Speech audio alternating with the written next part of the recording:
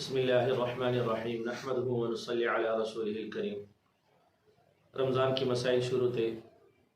آج ہم جو مسئلہ بیان کر رہے ہیں وہ ہے سفر کے بارے میں۔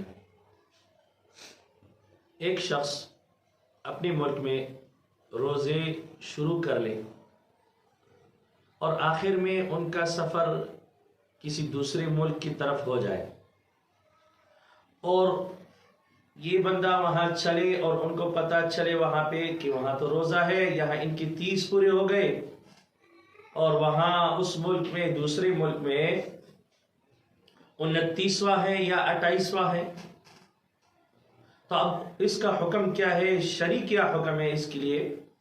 کیونکہ 30 تو پوری ہو گئے، اب 30 سے زیادہ روزے رکھنا یہ تو ہے نہیں، کیونکہ مہینہ تو یا 29 کا ہوتا ہے یا 30 کا، اب 31واں روزہ تو ہے نہیں۔ اب اس بندے کے لیے کیا حکم ہے؟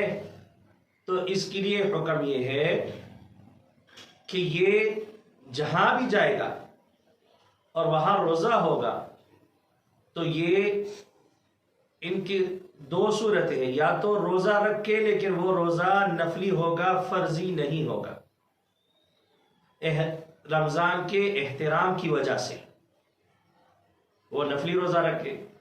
ہاں افطار بھی کر سکتا ہے، ان کو اختیار ہے، لیکن لوگوں کے سامنے نہ تو اس کا اظہار کرے گا اور نہ کچھ کھائے گا پیے گا، رمضان کے احترام کی وجہ سے۔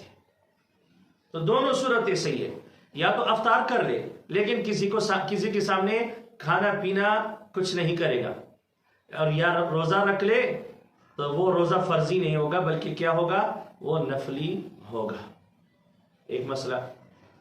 دوسری صورت اس کی یہ ہے کہ اگر کوئی شخص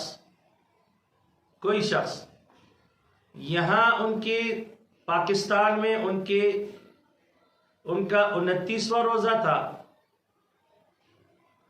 اور اب دوسرے ملک ان کی ٹریول ہو گئی، سفر ہو گیا،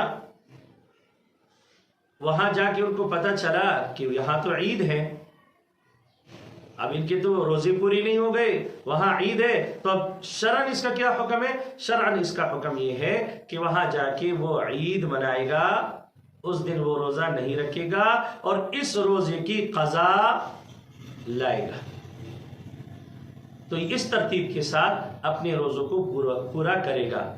یہ حکم ہے شرعاً۔ اللہ جل شانہ ہمیں عمل کرنے کی توفیق عطا فرمائے۔